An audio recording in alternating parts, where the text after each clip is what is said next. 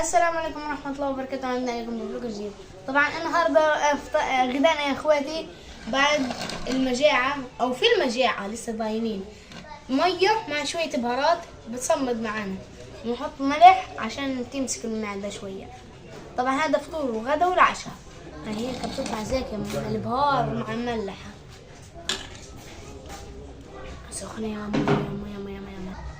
بس لو عليها شوية بصل، لو شوية عليها بس شوية بندورة أو عليها حاجة خبز هيك زي هيك كويس. الحمد لله انها موجودة المية مع البهارات، الحمد لله. فعليا الناس بتقع من كتر الجوع، بتقع بتسوف، بتبطل تعرف تتحرك. يعني تقريبا اليوم ما استشهدوا 66 واحد بس عشان يروحوا يجيب لهم أكل. طبعا أصدقائي لا تنسوا تدعونا بالفرج قريب وكثروا الدعاء يا أصدقائي عشان يفرجها ربنا علينا. لا تنسوا لايك شير سبسكرايب.